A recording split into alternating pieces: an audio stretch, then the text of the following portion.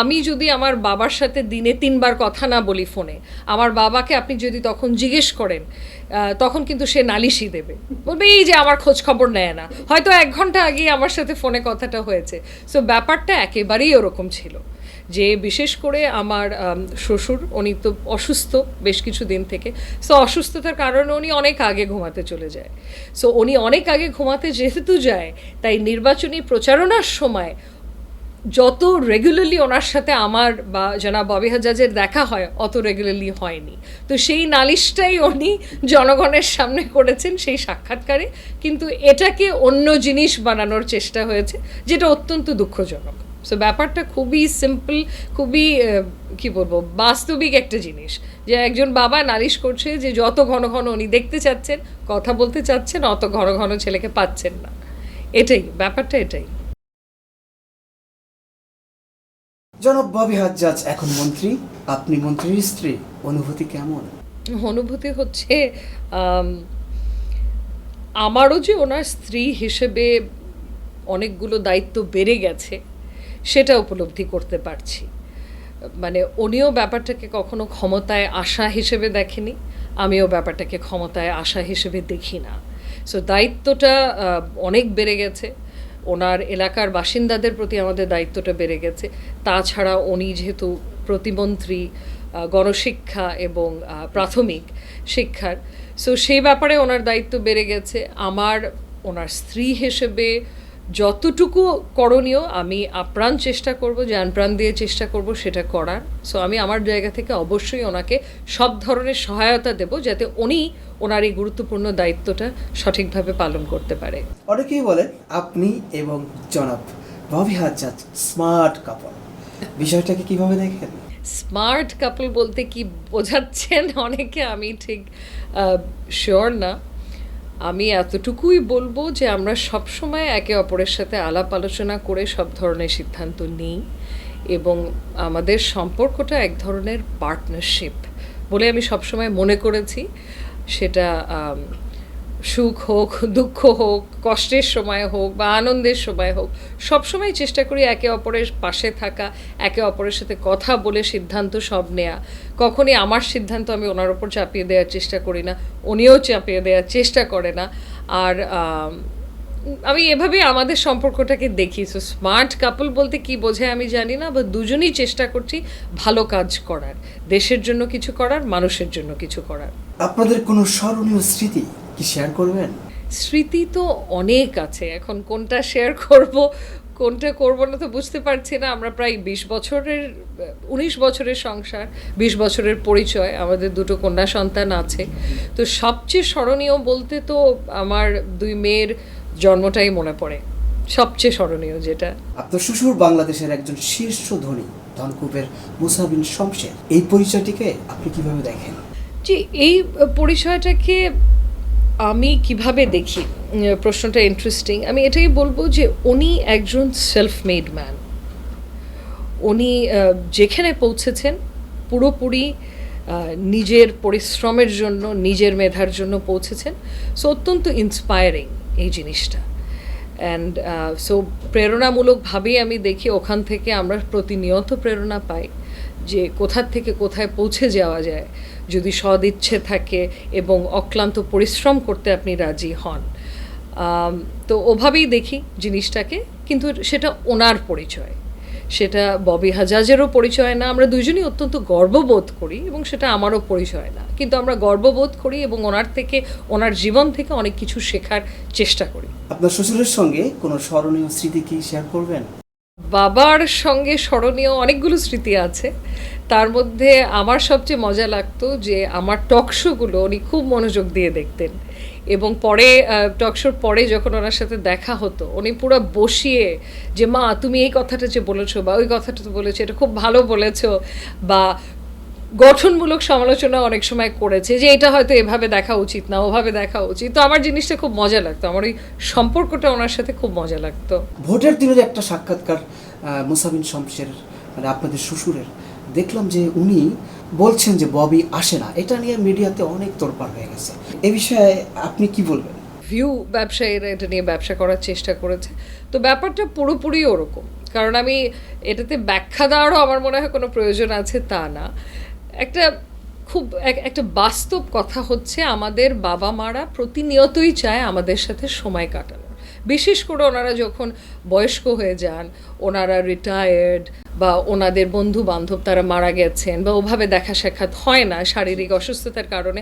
So সব বাবা মাই কিন্তু চান যে ঘন ঘন সারা দিনে যাতে অ্যাটলিস্ট 10 বার করে দেখা হয় আমার ছেলে বা মেয়ের সাথে। সো ব্যাপারটা কিন্তু একেবারেই ওরকম। যেরকম আমি যদি আমার বাবার সাথে দিনে 3 বার কথা না বলি ফোনে, আমার বাবাকে আপনি যদি তখন জিজ্ঞেস করেন, তখন কিন্তু সে নালিশি দেবে, বলবে এই যে আমার খোঁজ খবর নেয় না, হয়তো 1 ঘন্টা আগেই আমার সাথে ফোনে কথাটা হয়েছে। সো ব্যাপারটা একেবারেই ওরকম ছিল যে বিশেষ করে আমার শ্বশুর, উনি তো অসুস্থ বেশ কিছু দিন থেকে। সো অসুস্থতার কারণে উনি অনেক আগে ঘুমাতে চলে যায়। সো উনি অনেক আগে ঘুমাতে যেহেতু যায়, তাই নির্বাচনী প্রচারণার সময় যত রেগুলারলি ওনার সাথে আমার বা জনাব ববি হাজ্জাজের দেখা হয় অত রেগুলারলি হয়নি। তো সেই নালিশটাই উনি জনগণের সামনে করেছেন সেই সাক্ষাৎকারে, কিন্তু এটাকে অন্য জিনিস বানানোর চেষ্টা হয়েছে, যেটা অত্যন্ত দুঃখজনক। সো ব্যাপারটা খুবই সিম্পল, খুবই কী বলবো, বাস্তবিক একটা জিনিস যে একজন বাবা নালিশ করছে যে যত ঘন ঘন উনি দেখতে চাচ্ছেন, কথা বলতে চাচ্ছেন, অত ঘন ঘন ছেলেকে পাচ্ছেন না। এটাই ব্যাপারটা, এটাই।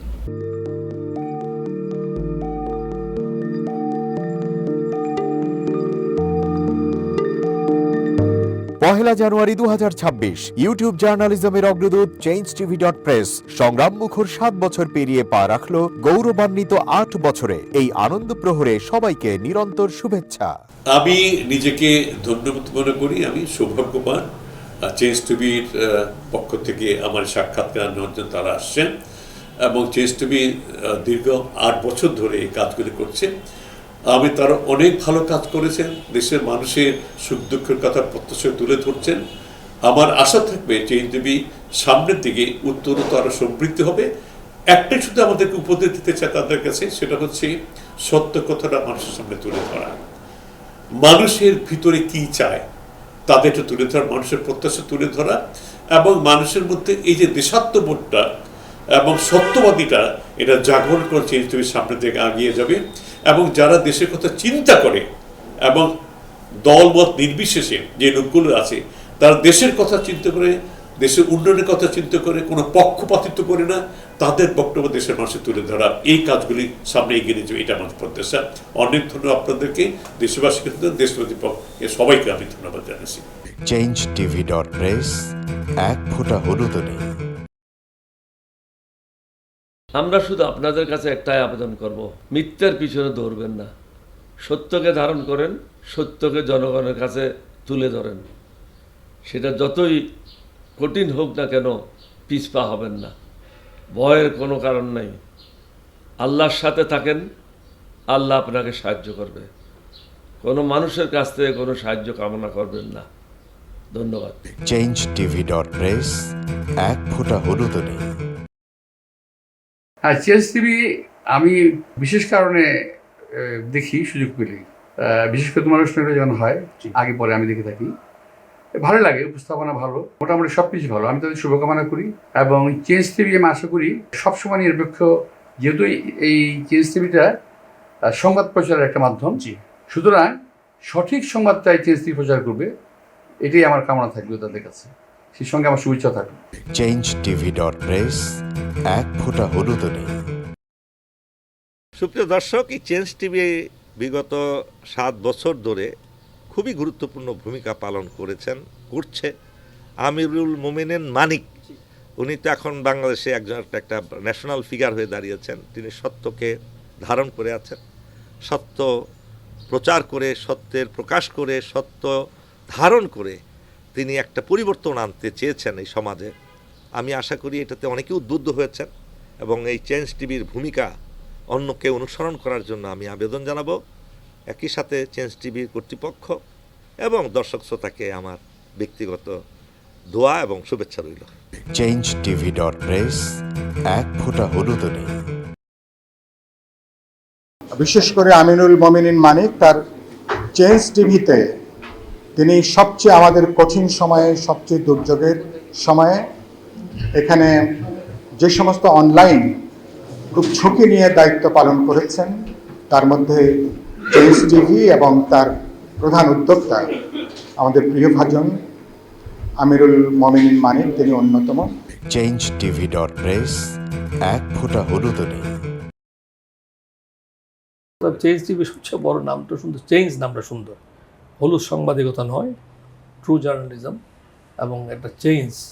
এবং মানে একটা কথা আছে, if you want to change the world we have to change your self.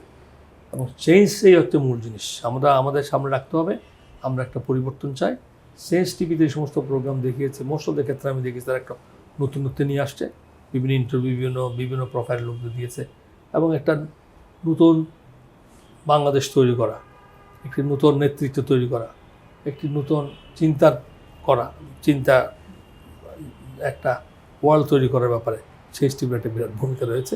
সেজন্য চেঞ্জ টিভিকে আমি ধন্যবাদ। যদিও এটা অনলাইন ওই ধরনের টেলিভিশন না, বাট এটা একটা online TV, but it's very successful. তাই আমি উত্তরোত্তরে সাফল্য কামনা করছি। আমি চাই যে ব্যতিক্রম দিয়ে আমাদের ইয়েটা শুরু করা। যে কথাটা বললাম যে প্রত্যাশা, মানুষ একটা ব্যতিক্রম চাই এবং চেঞ্জ টিভি সে ভূমিকা পালন করুক, এটা প্রত্যাশা। এবং তাদের 8 বছরের অতিক্রম করেছে, তাদেরকে তার দর্শকদেরও শুভেচ্ছা জানাচ্ছি। যারা তোমরা এটার পিছনে ছিলা, যারা নেপথ্যে কাজ করছো, তাদেরকেও আমি আন্তরিক শুভেচ্ছা জানাচ্ছি। changetv.press এক ফোঁটা হলুদ নেই।